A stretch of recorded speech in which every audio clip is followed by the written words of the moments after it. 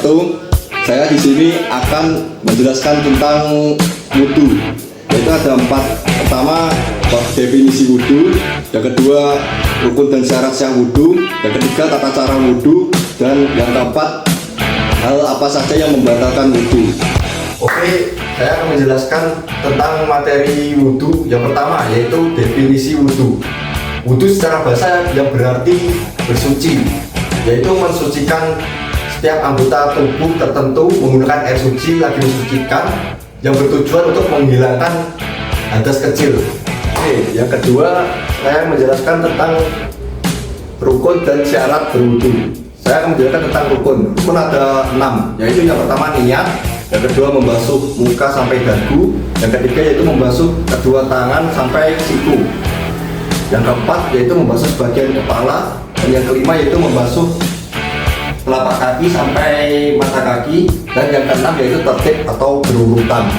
Dan setelah itu syarat berwudhu, yaitu yang pertama Islam, yang kedua tamyiz atau tahu mana yang benar dan mana yang salah, dan yang ketiga yaitu menggunakan air suci dan mensucikan, dan yang keempat berakal sehat, dan yang kelima tidak ada halangan yang menghalangi air mengalir untuk bertemu dengan kulit.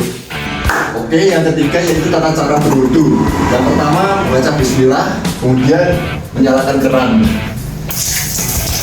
terus mengusap kedua telapak tangan, kemudian berkumur,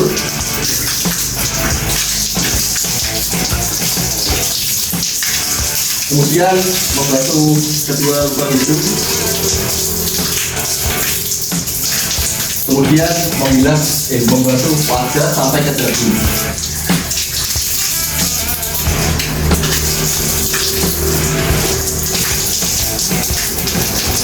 Setelah itu membasuh kedua tangan sampai siku.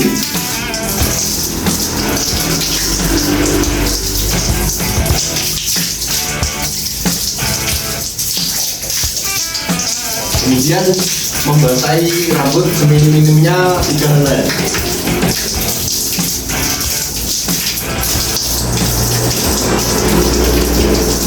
Kemudian membasahi kedua telinga.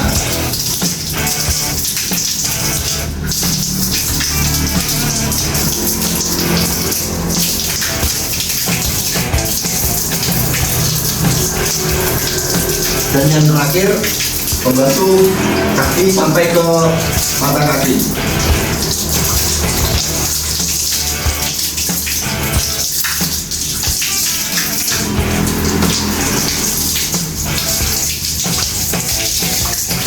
Dan melakukan hal tersebut harus tertib mulai dari awal sampai akhir. Oke, selanjutnya itu saya menjelaskan tentang apa saja yang membatalkan wudhu. Yang pertama yaitu keluarnya sesuatu dari kubur dan dubur, dan yang kedua yaitu bersentuhan secara fisik kulit, bertemu kulit dengan lawan jenis yang bukan mahram, dan yang ketiga yaitu hilangnya akal sehat atau setelah melakukan suatu hal yaitu seperti mendem atau minuman beralkohol yang membuatkan hilangnya akal sehat tersebut, dan yang keempat yaitu menyentuh kubur atau dubur setelah posisi sudah berwudhu. Cukup itu saja materi wudhu yang saya sampaikan. Jika ada perkataan maupun perbuatan saya yang kurang sopan, saya memohon maaf setulus-tulusnya. Sekian dan terima kasih. Wassalamualaikum warahmatullahi wabarakatuh.